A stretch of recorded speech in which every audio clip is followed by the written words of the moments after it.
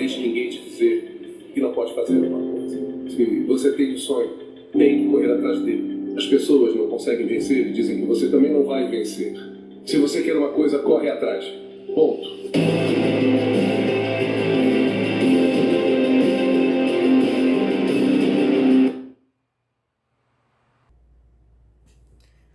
Bom dia, pessoal. Então, bom dia para quem é de dia, boa tarde para quem é de tarde, boa noite para quem é de noite. A aula de hoje é direcionada especificamente para a turma do segundo ano do ensino médio,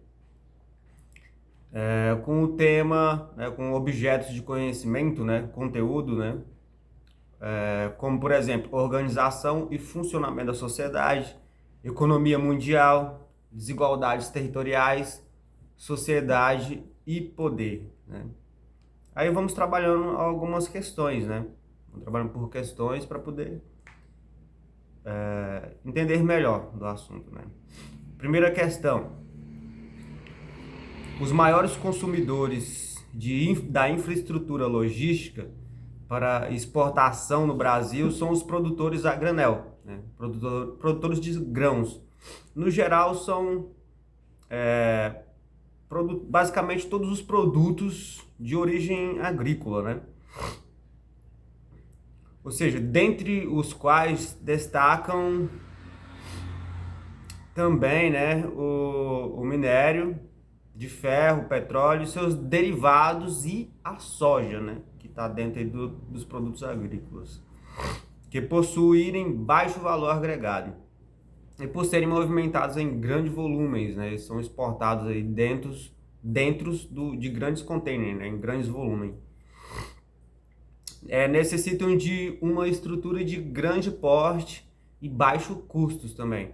No caso da soja, por exemplo, a infraestrutura deixa muito a desejar, né? Resultando em enormes filas de navios, caminhões e trens, que por ficarem grande parte do tempo ocioso nas filas, né, tem seu custo majorado, né? Ou seja, aumenta os juros, tem um aumento no custo. Ou seja, o empresário, o empreendedor acaba tendo um risco aí na margem de lucro, né? Ou seja, a margem de lucro diminui, tendo um custo maior para exportação, um custo maior de juros devido a essa perca de tempo aí, né? Onerando fortemente o exportador e afetando sua margem de lucro, né? E ameaçando a nossa competitividade internacional aqui no Brasil, né? Aí a questão é o seguinte: após, né, esse conteúdo aí, no contexto do início agora do século XXI, uma ação para solucionar esses problemas de logística, né, da soja apresentados aí nos argumentos anteriores foi a letra A, né, a isenção de impostos de transportes, né, pra, a isenção de impostos não pode ser, né? Não foi, no caso, eles não diminuíram os impostos. A política não permitiu. Letra B, a construção de terminais e atracadores. Aí a resposta correta entre A e B, entre isenção de impostos e a construção de terminais e atracadores, então a correta é a letra B, né? Que é a construção de mais terminais para diminuir, né, essa fila de trens, de caminhões, de navios que ficam ali atracados, né, perdendo tempo ali. Ou seja, essa é a solução para resolver esse problema de logística aí no Brasil. Tá ok? Questão número 2. No dia que foram colhidos os dados meteorológicos apresentados, qual fator climático foi determinante para explicar os índices de umidade relativa do ar nas regiões Nordeste e Sul? Aí ele apresenta um mapa, né? Lá com a figura e vai ter a temperatura, né? que está fazendo. Temperatura lá, por exemplo, na Amazônia 24 graus, Tocantins 23 graus, São Paulo, Rio de Janeiro 11, 19 graus. Então, dependendo da região, vai ter essa variável aí da umidade do ar, né? Ou seja, a umidade relativa do ar por região do país, né? Por dia, né? Aí norte, na região norte está entre 60% e 70%, nordeste 90% e 100%, centro-oeste 55% e 65% e sudeste 65% e 75%. Sul, região sul está entre 90% a 100%. O que é que acontece? Aí na letra A tem assim: a altitude que forma barreiras naturais. B, vegetação que afeta a incidência solar. C, massas de ar que provocam precipitações. Ou letra D, correntes marítimas que atuam na troca de calor, né? Ou seja, no dia que foram colhidos esses dados meteorológicos, né, apresentados, qual foi o fator climático aí determinante para explicar os índices de umidade relativa do ar nas regiões Nordeste e Sul, né? Aí a pessoa tem sempre que ficar atenta, né? Olhar, sempre vai ter um mapa, né? Oferecendo os dados de temperatura, e vai ter uma segunda figura, né, oferecendo ali a umidade relativa do ar por região, no caso. Aí vai ter que observar esses dados aí e escolher bem entre as alternativas, né? As alternativas são: quais são os dados, né, meteorológicos, quais foram os dados meteorológicos apresentados que foram determinantes aí para explicar o índice de umidade. Letra A altitude, né, que forma barreiras naturais. Ou B, vegetação que afeta a incidência solar. Ou letra C, massas de ar que provocam precipitações. Então, entre A, B, C e D, né, que é a corrente marítima, a resposta correta, nesse caso de observação, quais os fatores aí que são determinantes para explicar esses índices de umidade relativa, é a letra C, que são que massas de ar que provocam precipitações. Então, pessoal, nesse caso aí é sempre importante ficar atento à questão, né? A essa pergunta: quais são os fatores climáticos, né? Quais são os fatores climáticos, né? Ou seja, sendo os fatores climáticos elementos que interferem diretamente nas condições climáticas de determinado local, de determinada região. Ou seja, podemos conceber que eles estão relacionados com o quê? Com a altitude, latitude, massas de ar, que foi a resposta correta, maritimidade, relevo, né, vegetação e correntes marítimas. No caso, na região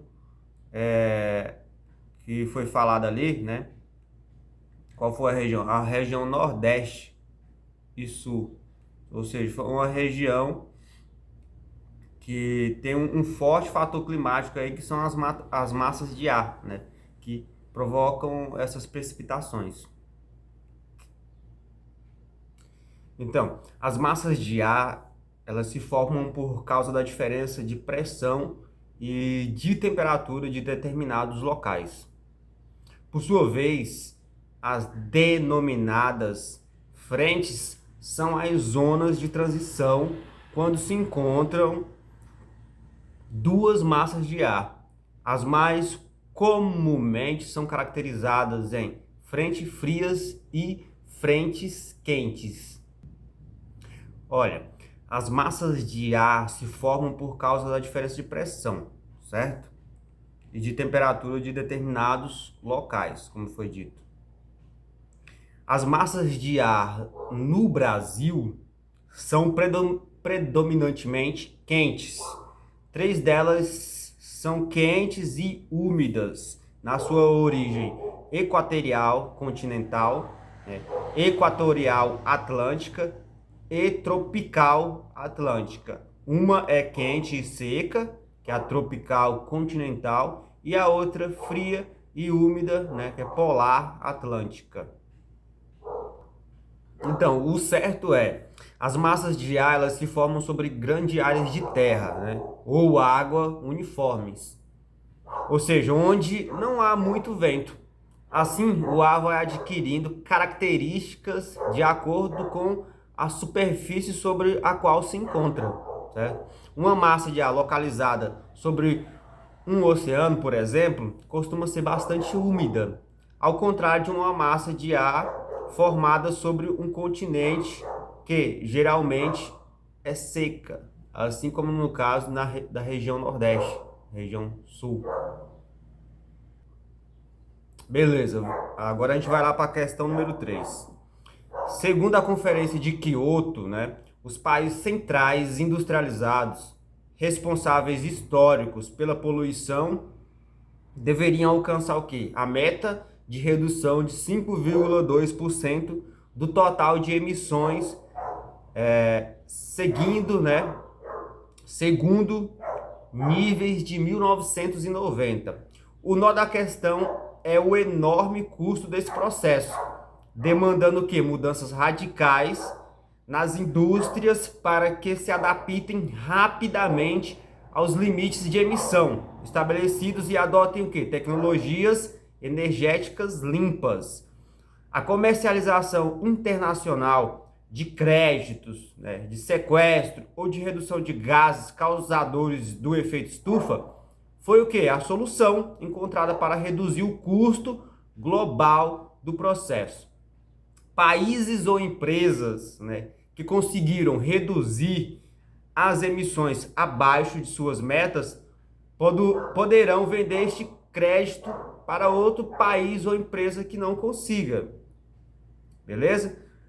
Ou seja, a questão, as posições contrárias à estratégia de compensação presente no texto, né, no conteúdo acima, relacionam-se à ideia de que ela promove, letra A, retração nos atuais níveis de consumo, letra B, surgimento de conflito de caráter diplomático, ou letra C, diminuição dos lucros na produção de energia, ou letra D, desigualdade na distribuição do impacto ecológico. Então, a resposta correta aqui, nesse caso, né, segundo essa comercialização internacional de créditos, né, seria o quê? Ou, na verdade, é a desigualdade na distribuição do impacto ecológico. Ou seja, a resposta é a letra D, a desigualdade de distribuição do impacto ecológico. Porque nem todos os países, nem todas as empresas têm essa adaptação, essa capacidade aí de reduzir, né, o custo desse processo, né? Ou seja, nem todas têm essa capacidade de gerar essa mudança radical aí nas indústrias para se adaptar aos limites de emissão, né, estabelecidos, né? Ou seja, diminuir o nível de poluição, né, alcançar essa redução aí de 5,2%, né, de poluição. Ou seja, é uma meta que foi, né, que a Conferência de Quioto estabeleceu. Ou seja, existe uma desigualdade na distribuição do impacto ecológico. Então, o que acontece? A poluição das indústrias também está associada ao quê? Ao aquecimento global, né? Ou seja, um fenômeno que está associado ao derretimento das calotas polares, à elevação do nível dos oceanos, às diversas alterações climáticas, tais como secas, furacões, enchentes, que ameaçam a vida de milhões de pessoas, levam o quê? A fome e também a destruição.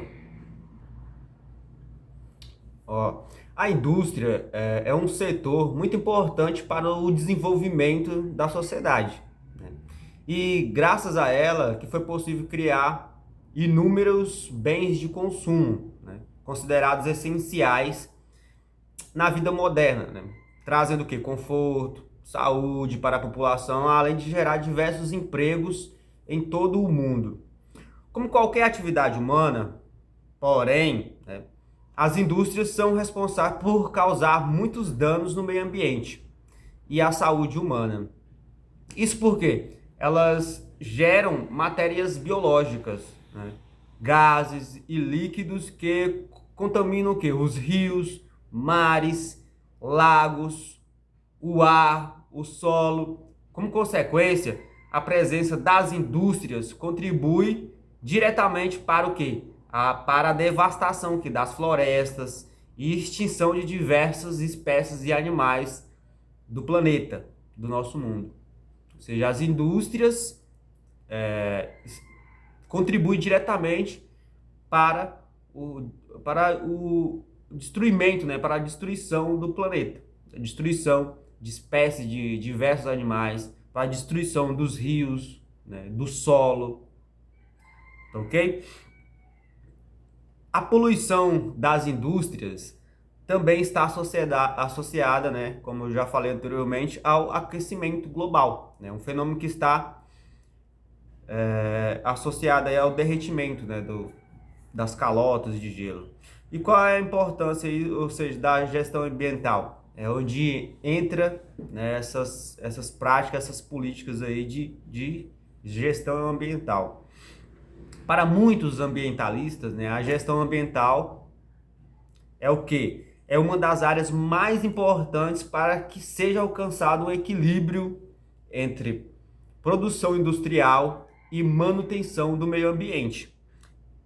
Esta é o quê? É uma maneira de administração que prioriza métodos e práticas que favorecem o uso racional dos recursos naturais, né? Ou seja, é uma maneira de utilizar da melhor forma os recursos que existem na natureza, sem gerar muito impacto ao meio ambiente. Ou seja, minimizando os impactos ambientais das atividades econômicas e industriais. Ou seja, para que as indústrias continuem sendo fonte de emprego e benefícios, portanto, elas precisarão se dedicar melhor à usabilidade de suas matérias-primas, agindo de forma responsável com relação ao uso da água e energia, investindo em tecnologia para armazenar, tratar e descartar de forma segura e sendo cada vez mais sustentáveis, ok? Então, é por isso que a Conferência de Kyoto, né, os países centrais industrializados responsáveis, históricos pela poluição, devem alcançar a meta de redução de 5,2% do total de emissões, segundo os níveis ainda de 1990, que é emissões de gás, né, de poluição, né, que a indústria gera, né, impactando todo o meio ambiente, o solo, o ar, a água, certo? E essa meta ela não é alcançada por todas as indústrias, né? E gerando um crédito, né? E gerando uma desigualdade na distribuição de impacto ecológico. Algumas poluem mais que outras, né? No caso. Então vamos para a questão, né? Continuação. Então, o importante aí é a gente perceber que existe uma preocupação, né, com os impactos ambientais, existe uma preocupação com o meio ambiente, com o nosso planeta, né? Existem órgãos aí que procuram regulamentar, que criam leis, que estão criando limites aí para as empresas, né, mudarem, se modificarem e reduzirem, né, os níveis de poluição, os níveis de impacto ambientais, né? Então, esse é o grande desafio, né? É deixar um mundo melhor aí para as próximas gerações que estão chegando. Um dos grandes desafios científicos atuais, né, daqueles que inspiram cientistas, unem estudiosos e mobilizam governos, empresários e organizações da sociedade civil, é o combate aí à mudança do clima, né? São muitas ideias, uma série de projetos sendo testados, muitas soluções interessantes. Entretanto, a melhor contribuição segue sendo a mais simples e natural, né, de todas: as árvores, né, as florestas tropicais, né, que foram muito devastadas, a Amazônia, por exemplo. Ou seja, por meio do sequestro ou captura do carbono, as árvores promovem a redução dos efeitos, né, dos gases carbônicos. Então, esse processo aí, ele é realizado naturalmente pelo crescimento dos vegetais, por meio da fotossíntese, pela absorção do oceano e do solo. Mas a seguinte as árvores não são essenciais apenas para a nossa atmosfera. Elas têm esse papel aí também para a nossa biosfera, para essa biodiversidade, que é o conjunto de todos os ecossistemas do nosso planeta. Um levantamento aí publicado na revista Nature, envolvendo pesquisadores de vários países, mostrou que a restauração de apenas 30% das áreas prioritárias da Terra, né, sequestraria 49% do aumento total do carbono na atmosfera, né, desde a revolução aí industrial, e ainda evitaria a extinção de 71% das espécies ameaçadas atualmente, né? Ou seja, uau, né? As árvores têm mesmo um poder muito grande aí para a sobrevivência de todas as espécies do planeta, inclusive a nossa, né? Agora, então, por que, né, que estão destruindo o nosso planeta, né? Porque o ser humano faz tudo isso, né? E o que nós estamos fazendo, né? Qual é o nosso papel diante disso aí? Nossa política de responsabilidade social, né, e nossos compromissos de sustentabilidade convergem para essa descoberta da ciência? Ou seja, existem vários programas, né? Ou seja, o programa Petrobras Socioambiental, que materializa nossas orientações refletidas também do plano estratégico, né, de 2021.5, prevê que investimentos voluntários que contribuem para esse esforço de restauração florestal. São 12 iniciativas patrocinadas na linha de atuação, né, clima, dos quais fazem parte 8 projetos voltados para a conservação e recuperação das florestas e áreas naturais, e que iniciaram suas atividades em 2021. Além da contribuição em carbono, estas iniciativas viabilizam a geração de diversos benefícios sociais e ambientais, como a conservação da biodiversidade, capacitação das comunidades e geração de renda pelo suporte às cadeias produtivas locais, segurança alimentar, promoção de equidade de gênero, manutenção dos ecossistemas, desenvolvimento de inventários ou levantamentos florestais e constituição de base de dados para localização geográfica. Então, dito tudo isso, nós vamos agora para a quarta e última questão dessa aula, né? Ou seja, por exemplo, um carro esportivo é financiado pelo Japão, né, projetado na Itália e montado na Índia, México e França, usando os mais avançados componentes eletrônicos que foram inventados em Nova Jersey e fabricados na Coreia. O que acontece? A campanha publicitária é desenvolvida na Inglaterra, filmada no Canadá, e a edição e as cópias feitas em Nova York, para serem veiculadas no mundo todo. O que acontece? São teias globais, disfarçam-se como o uniforme nacional que lhes for mais conveniente.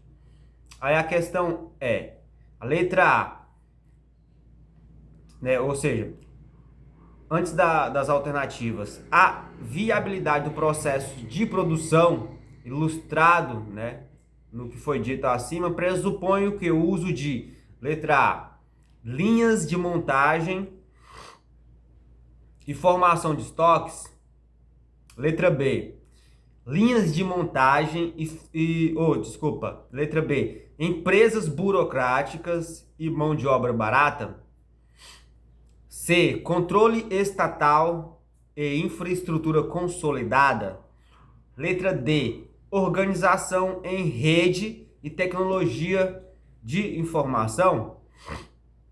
Então, repetindo a questão, né? Um carro esportivo é financiado no Japão, projetado na Itália, montado na Índia, México e França.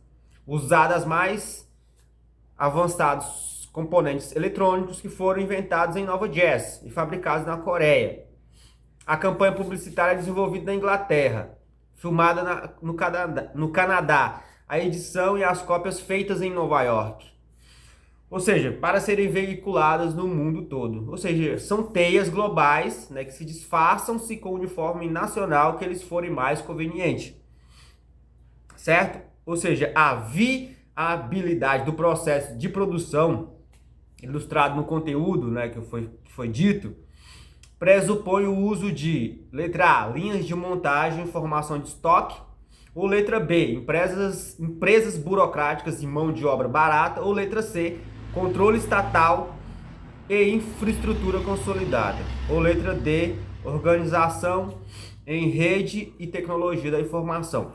O que acontece? A resposta correta é o quê? A letra D, organização em rede, né? Que são teias globais que disfarçam aí com o uniforme que for mais conveniente, né? Ou seja, e que usam da tecnologia de informação, tá bom? Então, a gente encerra essa aula por aqui, tá bom? Então, até o próximo conteúdo aí. Tchau, tchau, um forte abraço aí a todos.